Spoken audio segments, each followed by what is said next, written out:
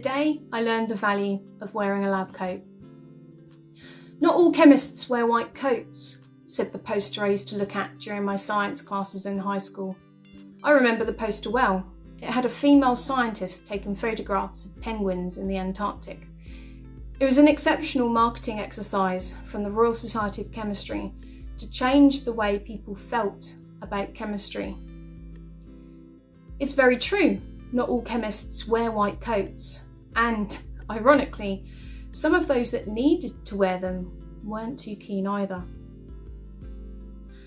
I was one of those people while studying for my PhD. Obviously, I knew I should wear a lab coat, but in particular in the summer, it was far too hot. Because where I worked, the labs had no form of air conditioning. So when it was summer and when it was hot, I didn't wear one. I wasn't reckless. I still wore safety spectacles and still wore gloves, but when it was hot, no lab coat. During the 2006 World Cup, the UK was in a glorious heatwave, and I was proudly wearing my red England away shirt, not a lab coat in sight. You may be familiar with the types of material football shirts are made of. This one was some type of quick wicking synthetic blend, a fantastic bit of material science, and while a small detail, an important one. Our lab was adjacent to the corridor, and people were walking past and would quite often wave hello, as we had glass all the way down the entire side of the lab. You could see into the whole laboratory, all the equipment and all of the people were on show to passers-by. It was sometimes a little bit like working in a goldfish bowl, but it was really nice to see other colleagues passing by. At that time, people were in the football mood, and every so often somebody would knock on the glass, see my shirt and shout, "It's coming home," or "England." In the lab, I was purifying a compound I had made that day. The procedure involved using a highly corrosive acid.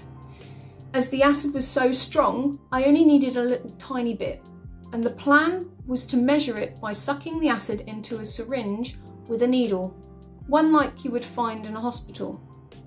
The next step was then to transfer it to a large amount of solvent in a huge measuring cylinder, which, when sat on the bench, was about the same height as me.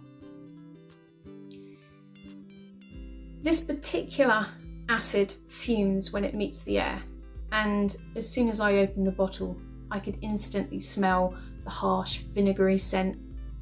It started off well. I pulled the plunger and the acid was drawn into the syringe, slowly watching the level build, 0.1, 0.2, 0.3 millilitres. It worked perfectly like it had always done before. But then it came to transferring my acid to the measuring cylinder. I pushed down on the plunger carefully and started to squirt it out of the syringe into the measuring cylinder. But as I did, I felt some resistance to my thumb pushing down on the plunger. The needle must have got blocked. I pushed the plunger hard, but too hard.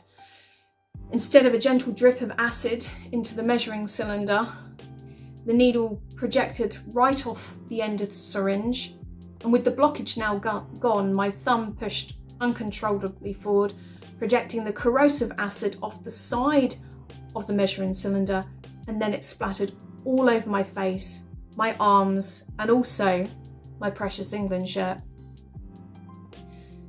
Despite being doused in highly corrosive acid, I somehow remained very calm, but I knew I had a very quick decision to make. That acid was really nasty, and I could feel my skin tightening across my face and arms. I knew this would be very bad for my skin. I could already feel it burning across my cheeks and foreheads and on my forearms, initially feeling like a tight sensation, but then followed quickly by stinging and heat. I knew I had to remove the shirt immediately and start washing the acid off my face and arms right in front of that whole wall of glass. I hesitated, but the thoughts of having acid splatter marks as a permanent feature on my face was much less appealing than the indignity. So there I was, in front of the glass wall, all in view for everyone to see, washing the acid off from my face and arms, and left my shirt in the lab sink. Once the copious amounts of water had done its job, I then had the walk of shame, soaking wet from the eye wash, dripping along the floor, and, topless, quickly to the office to collect my spare clothes. I quickly cleaned myself up in the privacy of the toilets and looked at my skin. I had tiny acid splatter burns all over my face and arms. The small marks immediately looked brown, almost like freckles, along with some redness from the inevitable inflammation. The marks soon scabbed over and looked raw for a little while. At the time I wasn't really sure what the long-term effects would be because I knew it would be highly dependent and critical on whether I had washed off the acid in time. I was relieved when, after a month, my skin returned to normal and I had no lasting effects other than the shame of walking around half-dressed and dripping wet. I was really grateful to be wearing goggles that day. Instead of my eyes, it was my goggles that ended up with the acid-etched splatter marks across the front of them. So I couldn't see out of them anymore and I had to get new ones. With my England shirt, where the acid had splattered across the whole front, it had melted and the fabric had stuck together.